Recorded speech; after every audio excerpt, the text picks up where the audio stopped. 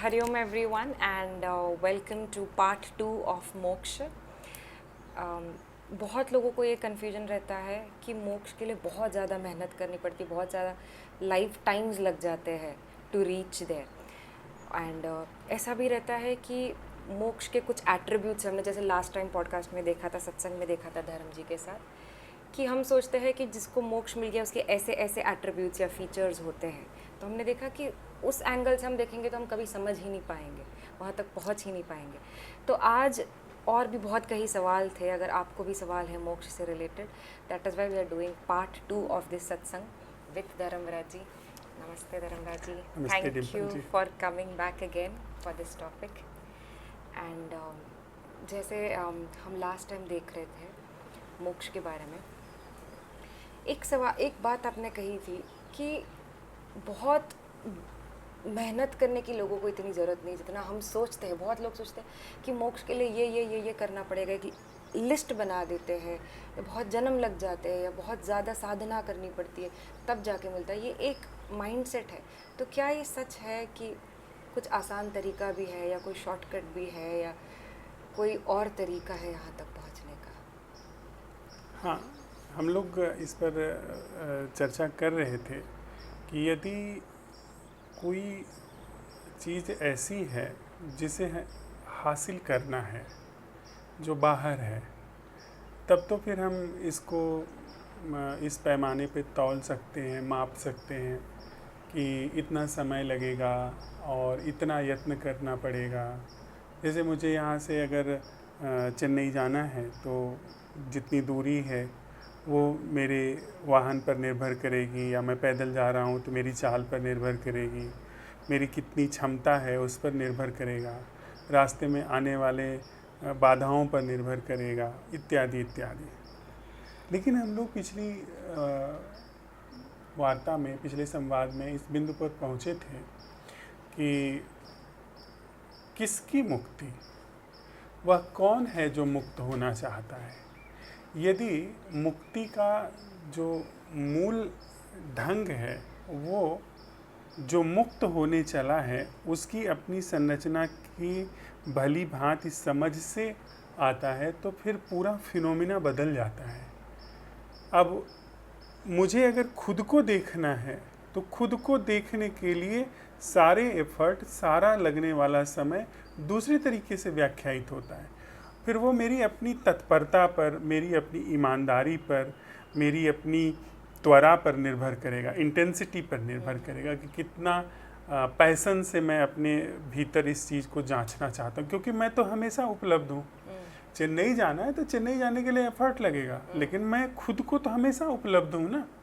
तो जब मैं खुद को हमेशा उपलब्ध हूँ और खुद को देखना है, और वो भी दिखाई पड़ने का मतलब कि जिसमें कोई मुझे विशेषण नहीं डालना है, बाहर से कोई चीज़, कोई माध्यम ले आकर के, कोई दूरबीन ला करके नहीं देखना है। मुझे जब ऐसे देखना है जैसा मैं हूँ, अगर उस कीमिया से ही मुझे मोक्ष की, या जिसे हम मुक्ति की बात कर रहे हैं, उसकी उपलब्धि होनी है, तो फिर सारी चीज़ें फिर ख़त्म हो जाती हैं। फिर ये व्यक्ति के ऊपर है कि वह जितनी त्वरा से, जितनी तत्परता से देखेगा खुद को, जांचेगा खुद को, उतनी तत्परता और त्वरा से उसको बंधन से छुटकारा मिल जाएगा, या जो मैं का भ्रम है उसकी सच्चाई का पता चल जाएगा। जी, बहुत सुंदर कहा आपने कि चेन्नई तक तो जाना नहीं है, अपने तक ही जाना है, और हमारे पास हमेशा ही उपलब्ध है। तो उसमें इतने जन्म, इतने साल, इतनी मेहनत जब तुम्हारे पास है, कहीं और दूर तो है नहीं। तो इसमें एक और बात जो मुझे अटक रही है कि बहुत हमें सुनने में आता है कि जो हम साधना करते हैं, भक्ति मार्ग है, कर्म मार्ग है, ये जो सब हम करते हैं, इससे जो है हमारा मन प्योरीफाई होता है, माइंड प्योरीफाई होता है। तो जो अंदर जो सत्य है फिर वो बाहर अपने आप मतलब दिखने लगता है। अब क्यों नहीं दिख रहा है? क्योंकि मन साफ नहीं है। तो कहते हैं कि ये जो साधना है वो मन साफ करने के लिए है। तो इसमें आपका क्या विचार रहेगा? हाँ, अब जब हम कहते हैं कि मन साफ नहीं है, तो इसका मतलब है कि जो हमारा अप्रोच है उसमें साफ होने की कोई एक उसका कंक्लूडेड डिज़ाइन है कि ऐसा होने का मतलब मन का साफ होना। तो फिर जो अभी मेरे मन की दशा है, उसको जो मेरी धारणा है कि ये होता है मन का साफ होना, जैसे विचार के चलने का मुझे पता है, मुझे विचार के न चलने तक मुझे अपने विचार को पहुंचाना है, तो फिर मुझे हो सकता है कि जतन करना पड़े, कि मुझे मन साफ नहीं है से मन साफ तक काम करना पड़ेगा। लेकिन जिसे मैं मन का साफ होना कहता हूँ, जो मेरे समझ से मन का साफ होना है, क्या वास्तव में वह मन का साफ होना है, या मन का साफ होना खुद को जानने की क्या अनिवार्य शर्त है? और एक चीज़ और भी है उसके साथ में आती है कि यहाँ पर फर्श पे यदि धूल पड़ी हुई है तो मैं साफ़ कर सकता हूँ, लेकिन फर्श पे यदि धूल का मुझे ख्याल है तो उस ख्याल को साफ़ करने में मुझे कितनी देर लगेगी? ये 2-3 बातें सामने आ जाती। मन क्या है और मन के साफ होने की अवधारणा क्या है? वही मन जो अपने को मैला घोषित कर रहा है, वही मन अपनी किसी अवस्था को साफ घोषित कर रहा है। तो अपनी ही एक अवस्था से वो अपनी ही दूसरी अवस्था में जा रहा है और उस कवायद को वो कह रहा है कि यह साफ होना है। हाँ, जबकि हम जो मुक्ति है उसको यह कह रहे हैं कि मन को समझना, मन को ऐसे समझना जिसमें उसकी सच्चाई साफ हो जाए कि वास्तव में मन जैसी कोई घटना है भी, यहाँ पर धूल जैसी कोई घटना है भी, या हमारा सम्मोहन है कि यहाँ पर धूल जैसी चीज़ है। अगर मैं मन यह समझ करके चलता हूँ कि ये जगह साफ है, ये जगह धूल भरी है, तो हो सकता है ये मेरा भ्रम हो। तो बजाय इसके कि मैं मन को साफ करूं, मन के प्रति जागना एकमात्र विकल्प रह जाता है। वह भी मन की चीज़ों को बिना सही ठहराए, बिना गलत ठहराए, यानी बिना यह कहे कि यह साफ मन है, बिना यह कहे कि यह मैला मन है, तो जाकर के शायद मन का जो सम्मोहन है वो टूट सकता है, जिसका मुझे पता नहीं चलेगा, मतलब जिसका मन को पता नहीं चलेगा। इसमें किस तरीके से हम कह सकते हैं कि ये साधना कारगर होगी? आप समझिए डिम्पल जी कि अगर साधना कारगर होती तो इंसान ने अभी तक वो सारी साधनाएं करके वहाँ पर पहुँच गया होता। जो इंसान की बुद्धि चंद्रमा पर जा सकती है, मंगल ग्रह पर अपने यान भेज सकती है, वो अथक परिश्रम करके वह मुक्ति को हासिल कर चुकी होती। बहुत सही कहा आपने कि अगर स्टेप्स ही होते तो अब तो बहुत लोग पहुंच चुके होते। अमेरिका तो सबसे पहले झंडा गाड़ दिया होता। सही बात है। अब बेचने नहीं लगता मुक्ति को। एक सिलेबस होता तो अमेरिका वाले तो बहुत लोग आगे निकल गए होते। अगर सेट सिलेबस होता टेक्स्ट बुक की तरह चैप्टर वाइज, बट वो काम नहीं कर रहे हैं इतने। तो इसमें धर्मराज जी, गुरु का ग्रेस या फिर डिवाइन का ग्रेस का भी कोई रोल प्ले होता है क्या? मुझे ऐसा लगता है कि यदि कोई व्यक्ति उम्मीद कर रहा है कि उसे कोई ग्रेस हो जाए, तो इतनी बात तो तय है कि वो कर्म नहीं करना चाहता, मतलब खुद को दांव पर लगाना नहीं चाहता, वो शॉर्टकट जाना चाहता है। जिसको कैलकुलेशन है कोई गॉड ग्रेस या गुरु की ग्रेस हो, ग्रेस की बात करना ही ये कैलकुलेटेड माइंड का लक्षण है। अब कोई व्यक्ति खुद को देखने में, खुद के तौर तरीके को जानने समझने में पूरी तरीके से लगा हुआ है, तो अगर कोई ऐसी फोर्स है जिसका आप नाम ले रही हैं, तो वो शायद अपने से लग सकती है। इसलिए किसी भी साधक को इस तरह की बातों से बचना चाहिए, मुझे ऐसा लगता है।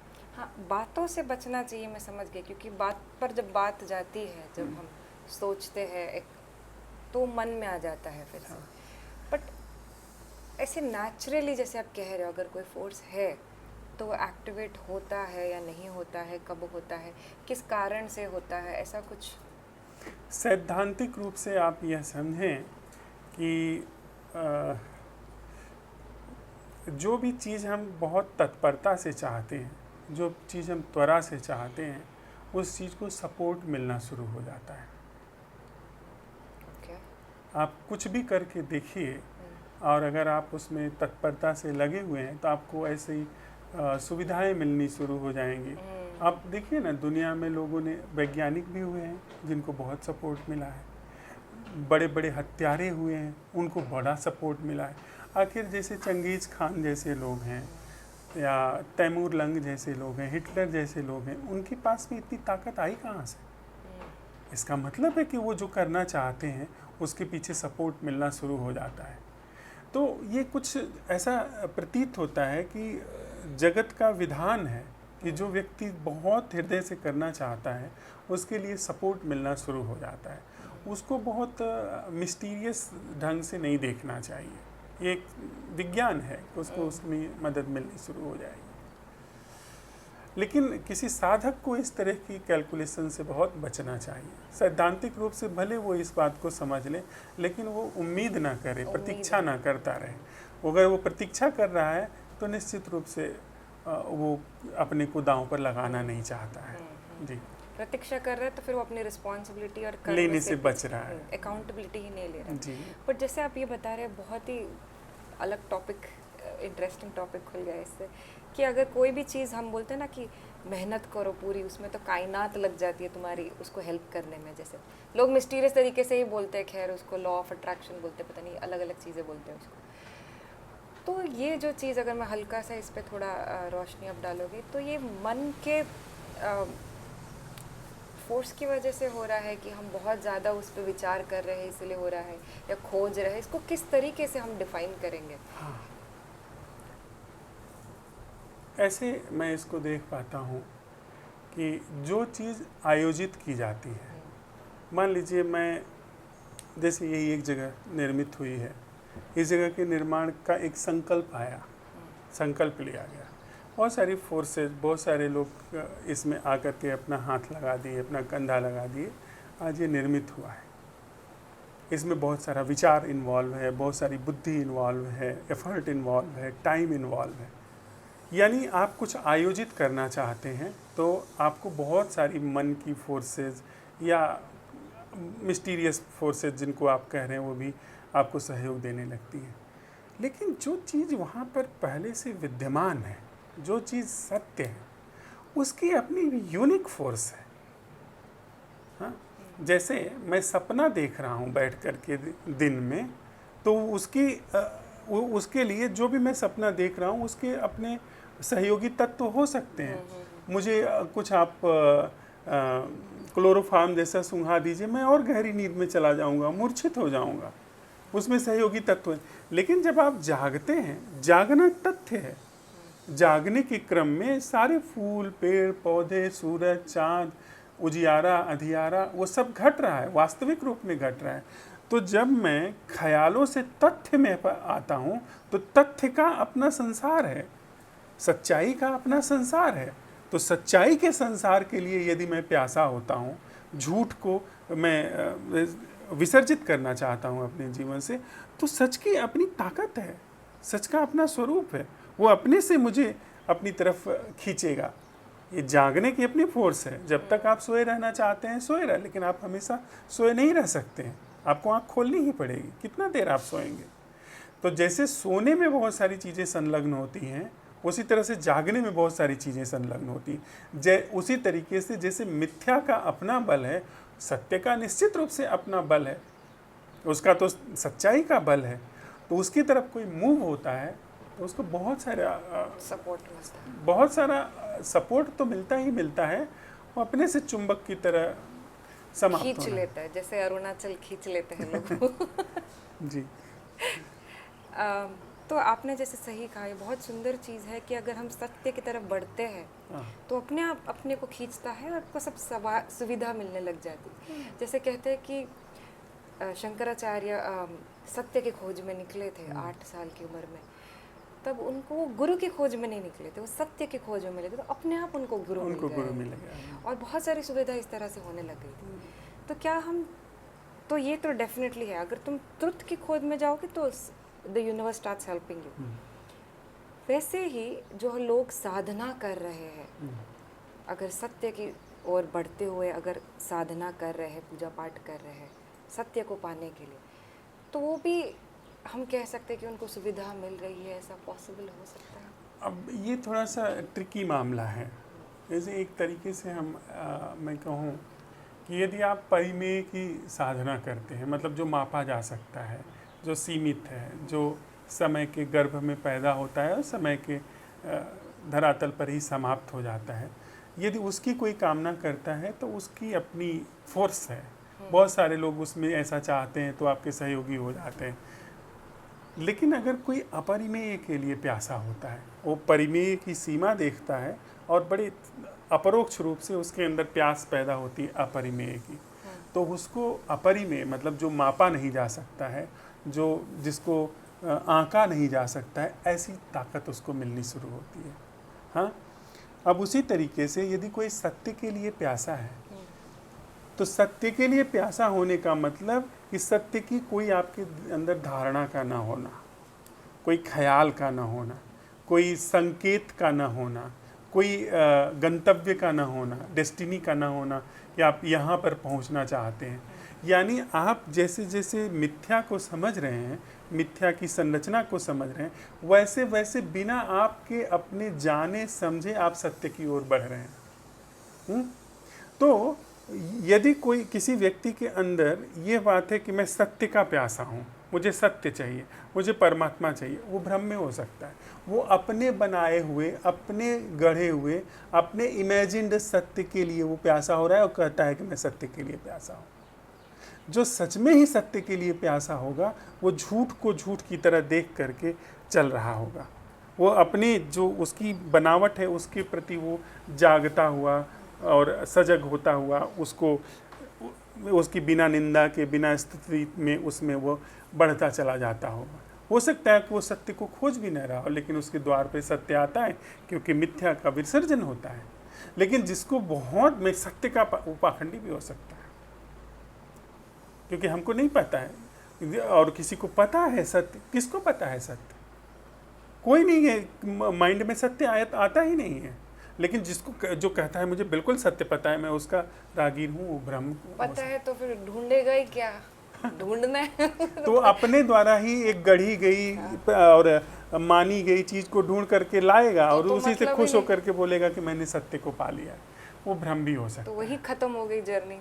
हाँ, सही बात है। अगर सत्य पहले से सोच के चलो कि ऐसा ऐसा है हाँ, और मुझे उसकी तरफ जाना है, तो फिर तुमने तो गेम उधर ही खत्म कर दिया शुरुआत में। एग्जैक्टली।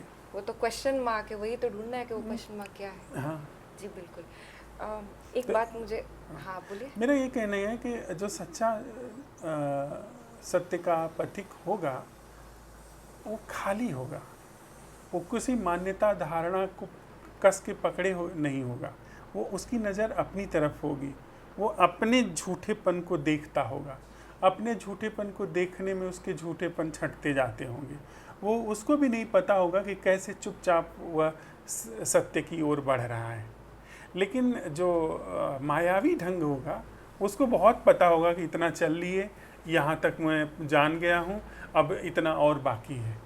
या उसको बिल्कुल स्पष्ट होगा कि ये सत्य है, ये झूठ है। बहुत सारे उसके अंदर क्लासिफिकेशन, वो बहुत उसको बहुत पता होगा कि वो जानता है, वो दूसरे लोग नहीं जानते। ऐसी बहुत सारी बातें होंगी। उसका गुरु सही है, उसका भगवान सही है, उसका शास्त्र सही है, ऐसी चीज़ें उसके अंदर होंगी। वो रूल बुक से चल रहे हैं बेसिकली, और सत्य तो रूल बुक में है नहीं।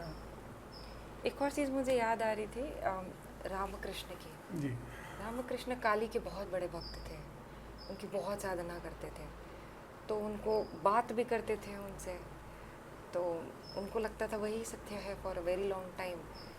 एंड काली माँ से बहुत इमेजिन भी करते थे। तो एक वक्त आया जब उनको किसी ने कहा कि आपको काली माता को इमेजिनेशन में जो आप बात कर रहे हो, you have to cut her to go beyond it.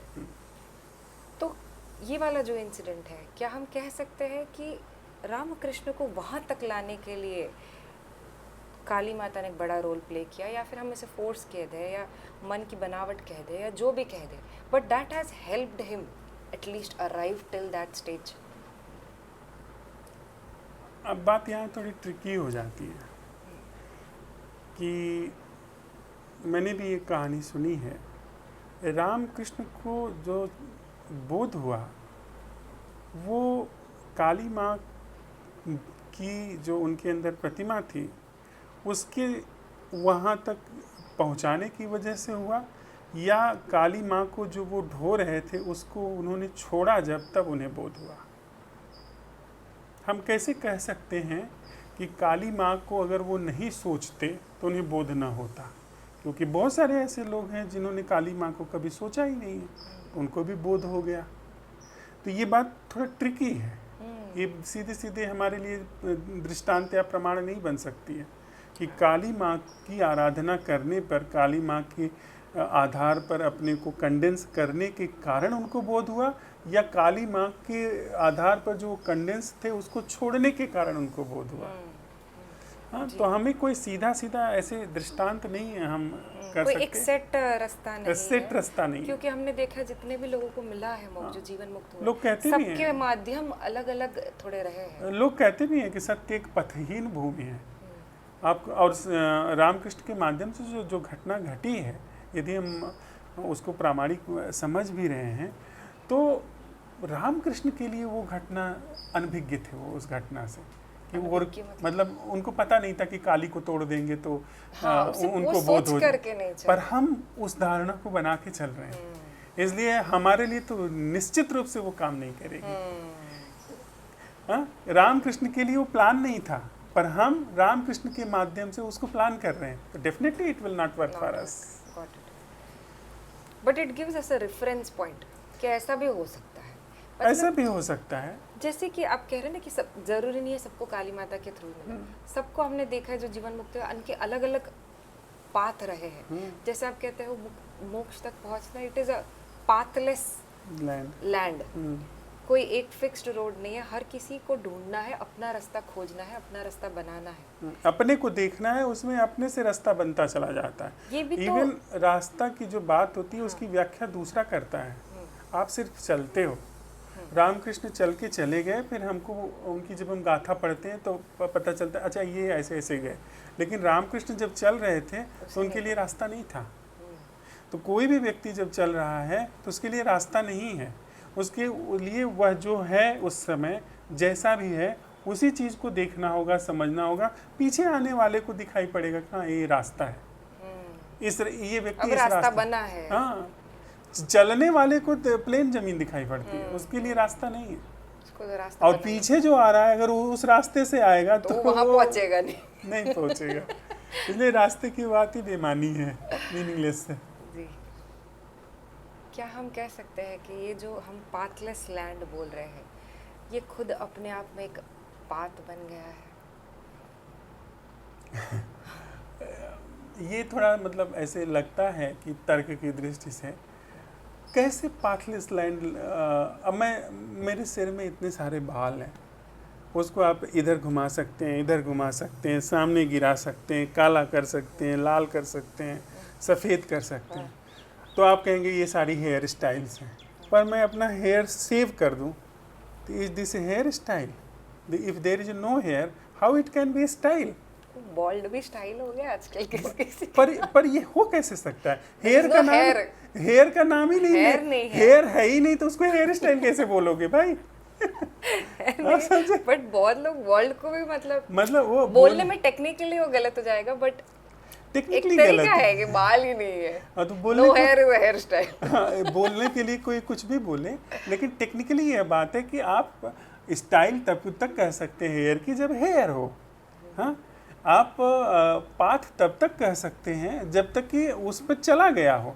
जब जिस पर कभी चला ही नहीं गया है, जो मेरे लिए बिल्कुल भी मतलब एकदम अनभिज्ञ सा है, अनजाना सा है, उसको मैं रास्ता नहीं कह सकता हूँ।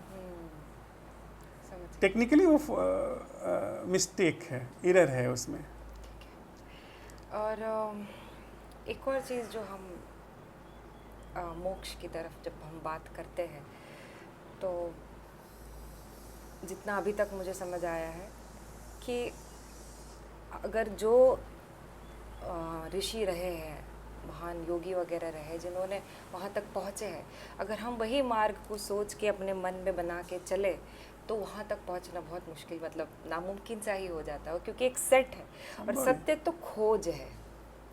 वो रोड मैप नहीं है कि भाई ये गूगल मैप्स में डाल दिया ये डायरेक्शन और फिर चलो। और हर किसी के लिए अलग रहा है। और हमने लास्ट टाइम ये भी देखा था कि मोक्ष के बाद जो इंसान जीवन मुक्त होता है, उनका बिहेवियर, उनका फ्लावरिंग भी मैच नहीं होता है हर मुक्त इंसान से, वो भी डिफरेंट होता है based on the device that they are. तो कहीं भी अगर हम उसको फिक्स्ड क्राइटेरिया में, ह्यूमन माइंड कोशिश करती है कि उसको ले करके आए कि इस तरह से दिखता है मोक्ष का द्वार या इस तरह से दिखते हैं जीवन मुक्त लोग, तो हम उस चीज़ को गलत ही ठहरा रहे हैं। मतलब वही वो नेति नेति वाली बात आ जाती है। अभी थोड़ा मोक्ष के बारे में हमने कैसे पहुंचना है, वो तो पहुंचने का कोई रास्ता नहीं है, हमको पता चला। बट ये कौन है, जैसे आप कहते हो हमारे पास हमेशा उपलब्ध ही है, तो ये जो हम सोचते हैं कि जो मेहनत कर रहा है, जो साधना कर रहा है और जो खोज रहा है, कोई रास्ता भी खोज रहा है या सत्य भी खोज रहा है, या कोई ये व्यक्ति है भी कि मोक्ष जब कहते हैं हम, हमारा नेचर ही है, तो फिर कौन मेहनत कर रहा है और क्यों मेहनत कर रहे हैं हम, और क्यों खोज रहे हैं हम? जब वो हमारा स्वरूप ही है तो खोजने की क्या आवश्यकता है, और कौन खोज रहा है और क्यों, आवश्यकता भी क्या है फिर उसकी? क्योंकि जो चीज़ वहाँ पर है नहीं, उस चीज़ को मान करके, उस चीज़ के ऊपर एक मान्यता नाम की घटना ने उस पर एक अपनी मान्यता के आधार पर एक झूठा जीवन वहाँ पर प्रसारित कर दिया है, चला लिया है। तो अब जो चीज़ है नहीं, वहाँ पर कल्पना के आधार पर, सम्मोहन के आधार पर मूर्छित होकर के यदि कोई जीवन प्रचलित है, तो उसमें निश्चित रूप से दुख होगा, जो कि हमारी आपके जीवन से प्रमाणित है। अब बात आती है कि कौन एफर्ट करता है और क्यों मुक्त होना चाहता है, क्यों मुक्त होना, किससे मुक्त होना चाह रहा है? क्या हम इसको इस तरह से कह सकते हैं कि ending of persona is enlightenment, जहाँ पर निजी व्यक्तित्व का भ्रम स्पष्ट रूप से समझ में आ जाता है, वहाँ पर एक झूठा अध्याय समाप्त होता है। शायद वो अध्याय लाखों साल से चला है इंसान के जीवन में। अगर वह चीज़ हमको मतलब ठीक उस जगह पर जहाँ पर वो अध्याय चल रहा है, वहाँ पर यह बात साफ हो जाती है कि निजी जीवन जैसी कोई घटना नहीं है। वो फितूर जीवन से ऐसे आलोकित होता है, ऐसे प्रकाशित होता है कि उसका अंधेरापन दिखाई पड़ गया, खत्म ना बात। वही पर्सोना का जो एक झूठा अध्याय था वो खत्म, तो उसका दुख खत्म, उसका बंधन खत्म। मैं कह पा रहा हूँ बात अपनी। और इसके साथ ही साथ मैं एक बात और भी कहना चाह रहा था कि इसके पहले जब आपने एक प्रश्न उठाया था कि ऋषियों से फिर हमें क्या प्रेरणा मिलती है, मतलब हमको क्या मिला है। ऋषियों से हम एक कला सीख सकते हैं। कला क्या है कि कंटेंट नहीं, कंटेंट ये कहती है कि आप जब आत्मा को जान लोगे तो आपको मुक्ति हो जाएगी। ये हो सकता है कि जब मेरी समझ में जाता हो सकता है कि ऋषि का यह आशय ना हो, लेकिन जब हमारी समझ में जाता है तो आत्मा एक अवधारणा के रूप में हो जाती है।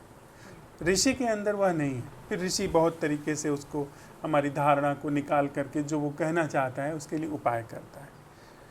कहने का आशय है कि ऋषि कैसे जीवन को देखता है, ऋषि कैसे अपने पैटर्न को देखता है, अपने विचार को देखता है, अपने भाव को देखता है।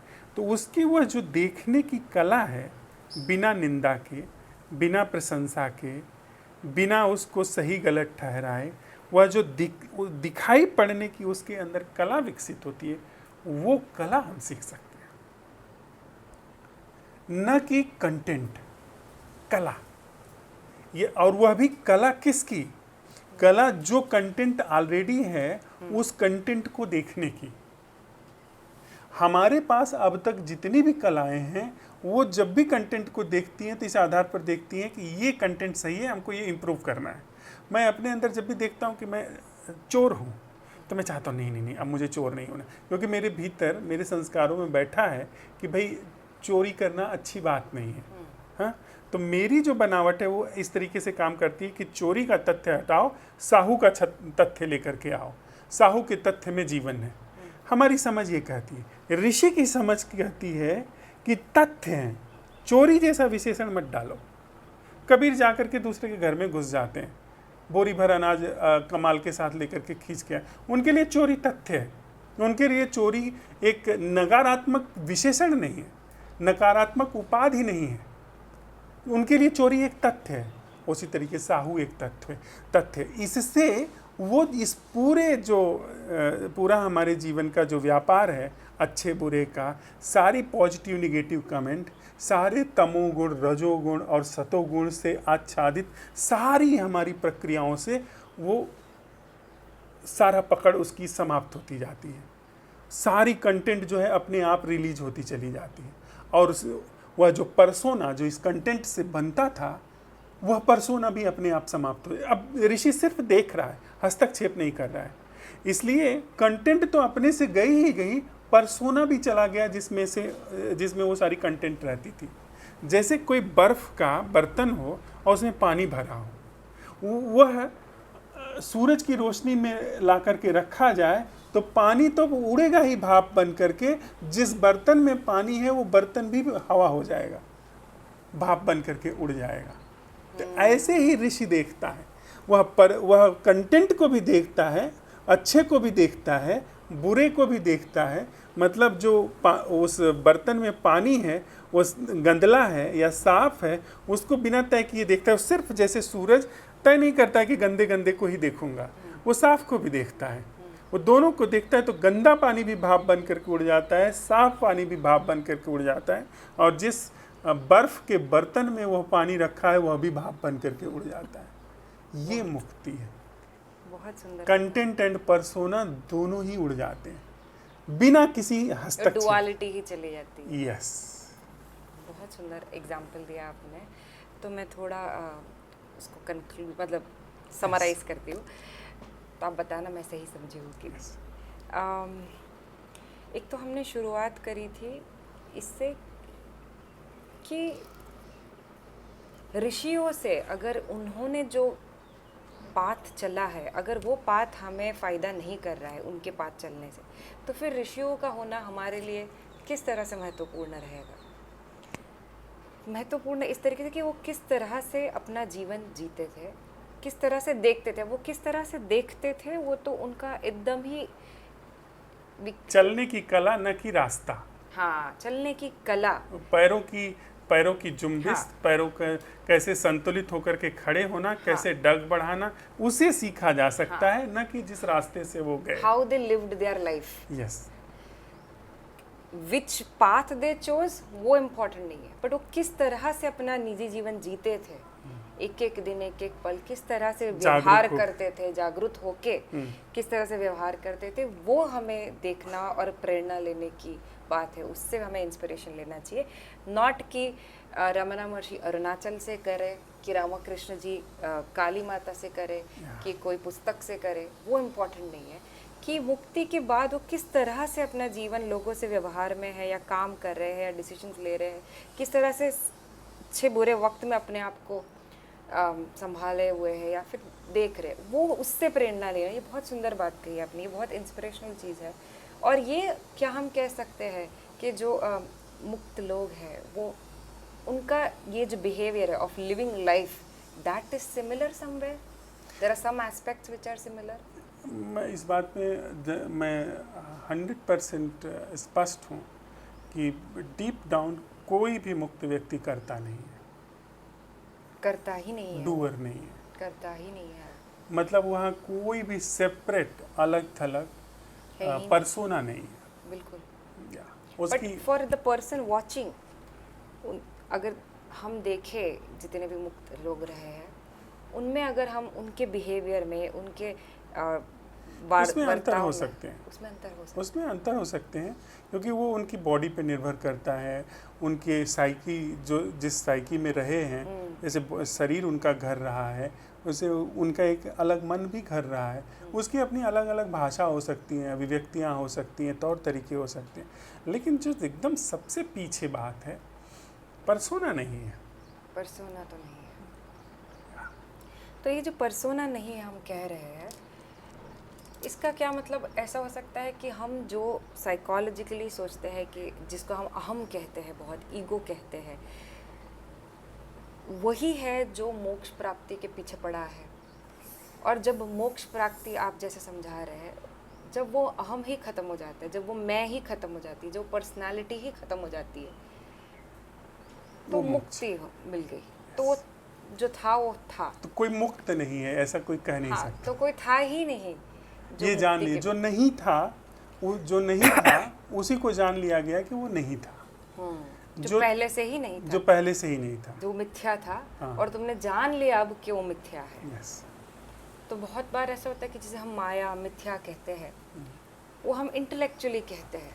हाँ, बहुत सारी चीज़ें हमारी बुद्धि की, हमारी समझ की एक सीमा है, तो उसकी सीमा के अंतर्गत हम ऐसे शब्द इस्तेमाल करते हैं। हम ऐसे शब्द इस्तेमाल क्योंकि वो बुद्धि के लेवल पे ही रहते हैं। हाँ। और रियलाइजेशन जो है, जैसे आप कहते थे, वो मटका भी चला जाएगा, वो पानी भी चला जाएगा, दोनों ही चला जाएगा। तो जो पानी है वो कंटेंट है, और जो मटका है वो पर्सनालिटी है। वो पर्सनालिटी भी चली गई, वो कंटेंट भी चला गया, और वो पहले से ही नहीं था, वो अपीयरेंस था कि वो अलग अलग है। हाँ।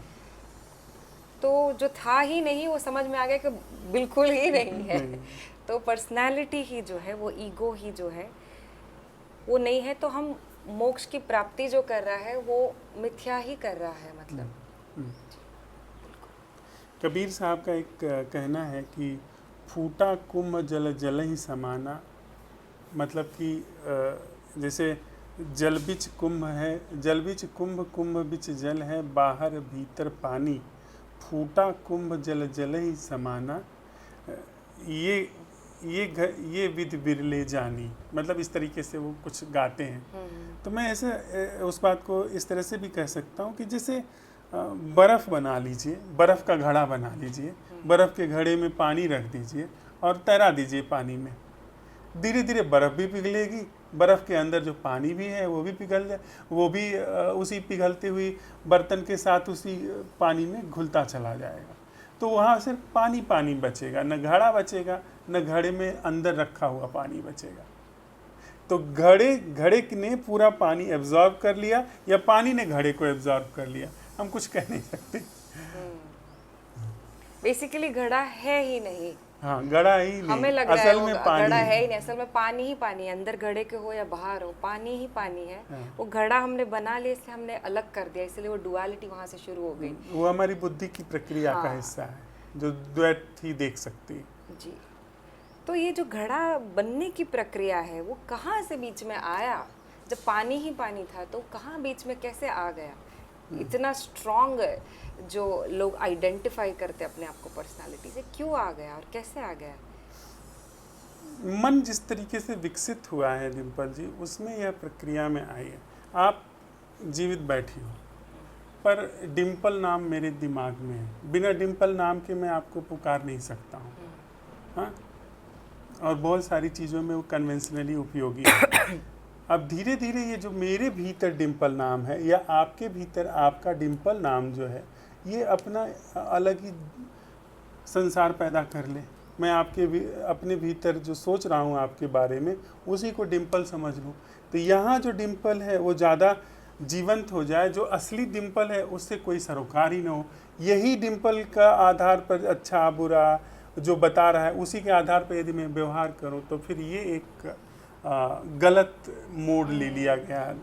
तो इसी आधार पे आप कह सकते हैं कि धीरे धीरे, पता नहीं कब हुआ है, कैसे हुआ है, पर मामला कुछ ऐसा ही है कि मन की जो प्रक्रिया है, बुद्धि की प्रक्रिया, उसने कुछ तो ऐसा किया है जिससे उसने एक अलग ही झूठा संसार बनाना शुरू कर दिया है। तो क्या हम कह सकते हैं कि ये जो मटका है पर्सनालिटी वाला, ईगो जो वाला, बुद्धि में है, वो बुद्धि की वजह से बन रहा है। असल में पानी, देयर इज नो डुअलिटी। हाँ, असल में न मटका है, न पानी है, न कुछ है, वहाँ कुछ और ही है। हमारी बुद्धि की वजह से ये तीनों चीजें अलग अलग जैसी दिखाई पड़ रही हैं। जी, तो ये बुद्धि ही मूल कारण है, हम कह सकते हैं। बुद्धि की मिसअंडरस्टैंडिंग। मिसअंडरस्टैंडिंग। बुद्धि अपने में भी गलत नहीं है, वो बहुत सहयोगी चीज़ है। उसकी एक कोई उसके अंदर एक अज्ञान है, वेदांत में कहते हैं इग्नोरेंस है, जिसकी वजह से प्रॉब्लम है, अविद्या। अविद्या। तो ऐसे भी कहते हैं कि बहुत पिछले कर्मों के वजह से, जो संचित कर्म, प्रारब्ध कर्म है, जो हमने पिछले जन्मों में बहुत कुछ किया, उसकी वजह से भी ये माया जो है स्ट्रॉन्ग होल्ड होती है, इग्नोरेंस जो है स्ट्रॉन्ग होल्ड हो जाता है। हालांकि अगर हम शुरुआत से देखें तो अविद्या तो है ही, बट इसका क्या रोल रहेगा कर्म का इसमें? अब अविद्या को अगर सच मान लिया गया है, मतलब हमने जो भीतर नासमझी है उसको नहीं समझा और उसी नासमझी के आधार पर जीवन चल रहा है, तो उसकी भी अपनी एक गति है, सपने की भी अपनी एक गति होती है। और सपने में भी आदमी चीख पुकार मचाने लगता है कोई राक्षस जो है वो आकर के गला दबा रहा है, या आप कहीं पानी में गिर गए हैं तो आप घबरा जाते हैं, या आपका कोई प्रियजन है जो चला गया है तो आप घबरा जाते हैं। तो उसमें आपका पूरा शरीर, पूरा तंत्र जो है बिल्कुल असहज हो जाता है। तो हो सकता है कि ऐसा ही हो हमारे साथ में भी, कि हमने जो संसार बना लिया है उसकी वजह से सारी चीज़ें, और उसकी अपनी गति चल रही है, उसकी अपनी उसके जन्म दर जन्म चल रहे हैं। तो ये अब बुद्धि से ही हमने संसार जो बनाना शुरू कर लिया, उसकी गति चल रही है। जैसे हम इनर्शिया भी कहते हैं कि पंखा बंद करो तो उसको पूरा बंद होने में और थोड़े मिनट लगते हैं, तो उसका भी एक रोल प्ले तो है ही। तो अगर कोई जीवन मुक्त हो जाए तो क्या उसके जो कर्म है वो ख़त्म हो जाते हैं, या फिर उसका होल्ड जो है वो ख़त्म हो जाता है? बाहर से देखने वाले के लिए ये सारी चीज़ें गपशप करने के लिए अच्छी हैं, लेकिन मुझे ऐसा लगता है कि अगर सच में किसी व्यक्ति ने देख लिया, तो इस बात को समझ लिया, तो जो नहीं है वो कभी नहीं था, जो है वह सदा से था, वो सदा से है और रहेगा। उसका बहुत उस पर बहुत ठीक है, बाहर से दिखाई पड़ता है कि कोई व्यक्ति सांस ले रहा है, जी रहा है, खाना खा रहा है, उसका अपना अलग घर है, उसका अपना अलग रोग है। रमन महर्षि का रोग दूसरा तो नहीं ले पाया ना, कैंसर, तो उनका अपना कहने में आएंगी ये चीज़ें। पर मुझे ऐसा लगता है इन सब मामलों को भीतर से देखा जाना चाहिए, उनकी वास्तविकता से। बाहर से बहुत सारे मिसकंसेप्शंस क्रिएट होते हैं कर्मा को लेकर के भी। और एक लास्ट सवाल धर्मराज जी, कि अगर कोई बिगिनर है जिसको सच की तरफ बढ़ना है, तो उसे क्या करना चाहिए? Because it is a pathless land, तो how should he get into this path? How should he make a path for himself? सबसे सरल मुझे जो समझ में आता है डिम्पल जी, वो जब भी यह सुन रहा है, अपने आसपास की किसी भी चीज़ को हाथ में उठा ले और उसी के साथ प्रयोग करे कि क्या इसका मैं बिना हस्तक्षेप के दर्शन कर सकता हूँ। जैसे वो पत्ता पड़ा है, मैं पत्ता हाथ में उठा लूँ, क्या इस घटना को जिसे मैं पत्ता नाम से संबोधित कर रहा हूँ, उसे बिना पत्ता नाम संबोधित किए, बिना इसका गुण दोष जाने देखा जा सकता है? क्योंकि पत्ता नाम देना, पत्ता का गुण दोष जाना, ये सब मेरी भूमिका है, लेकिन उसका वास्तविक होना जो है वह मेरी भूमिका नहीं है। उसका वह रंग, वह आकार, वह मैंने नहीं बनाया है।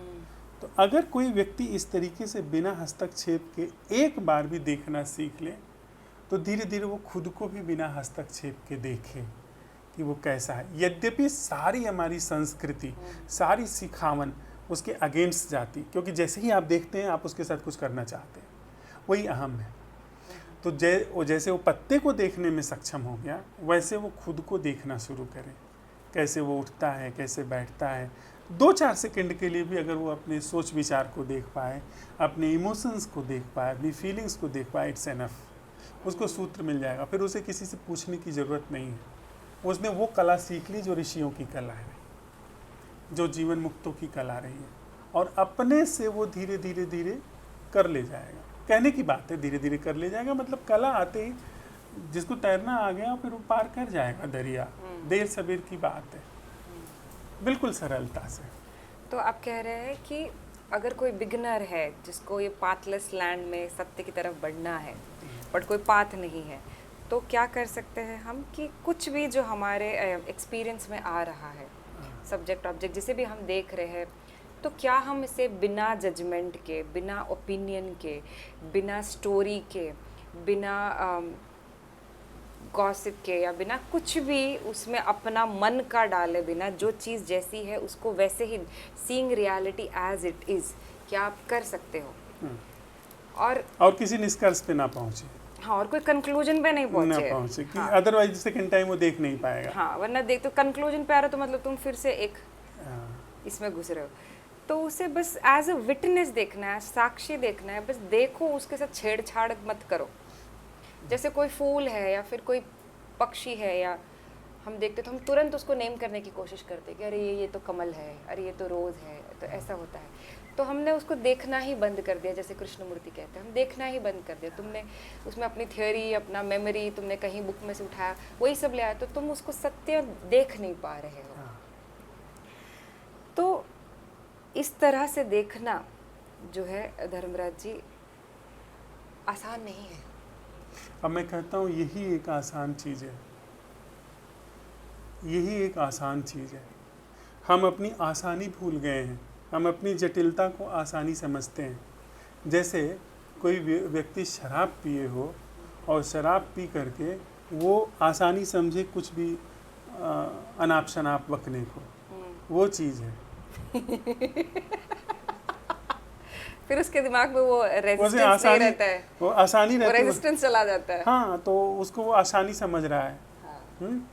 लेकिन जब वो होश में है, जब वो समझ रहा है ना कि रेसिस्टेंस चला गया, तो चले गए, ये ट्रक क्या कर लेगा, मैं ट्रक को मुझे कुचल के थोड़ी जा सकता, मैं ट्रक को कुचल के चला जाऊंगा।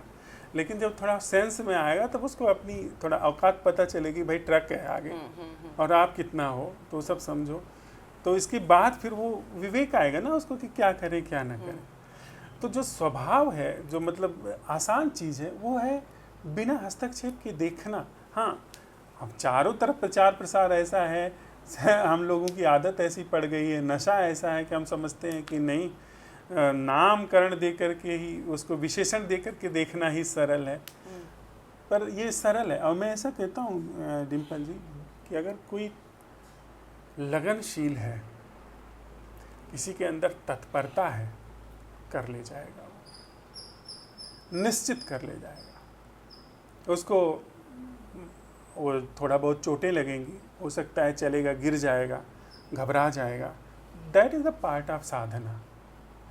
वो सब साधना का हिस्सा है। अगर कोई चल पड़ेगा तो निकल जाएगा, इसमें मुझे कोई संशय नहीं। पर ये जो देखना आप बोल रहे हो ना धर्मराज जी की, without judging, without commenting, without coming to a conclusion, हम अगर कोई चीज़ को देखें तो स्पेशली आज के वर्ल्ड में वो इतना ज़्यादा, मैं इसीलिए कहती हूँ मुश्किल है, क्योंकि देयर इज़ इंफॉर्मेशन ओवरलोड। सबसे ज़्यादा अगर हिस्ट्री ऑफ मैनकाइंड में देखें, पहली बार हमारे पास इतना इन्फॉर्मेशन है, दुनिया भर का फ्रेमवर्क्स है, साइकोलॉजी है, कॉन्सेप्ट्स है, हर चीज़ के। ऐसे समय में देखना और भी मुश्किल हो गया है। लेकिन यह कभी भी ऐसा नहीं हो सकता है कि व्यक्ति इनसे बाहर निकलने की अपनी क्षमता जड़ मूल से ही खो दे।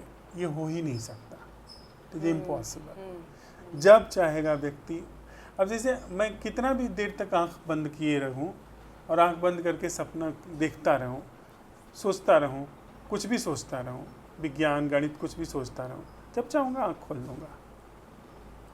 मेरे आंख बंद करने से आंख खोलने की क्षमता विस्मृत हो सकती है, लेकिन खो नहीं जाती है। कोई भी व्यक्ति यदि विशेषण दे करके देखने में दक्ष हो गया है, तो उसका मतलब यह नहीं है कि वो बिना विशेषण के देख नहीं सकता है, देख सकता है। बस उसको जरा जितनी आदत पुरानी पड़ गई है, उसके लिए जरा संकल्प से उधर आगे बढ़ने की जरूरत है। डिटर्मिनेशन। यस। कि कोई ओपिनियन आना चाहिए, एकदम अलर्ट मतलब रहना चाहिए कि जैसी कोई कॉन्सेप्ट, जैसी कोई फ्रेमवर्क है, अरे ये कहाँ से आया, ये किसका है, ये अपनी मेरा है, तरफ कहाँ देखता से रहे आया है। बस। तो धीरे धीरे ये करते रहे तो शायद निश्चित। ठीक है।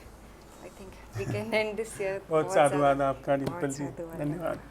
Thank you everyone for watching, and I hope you got some answers from today's satsang. If you have any questions, you can leave it on the comments and maybe we can take it up next time. Hari Om.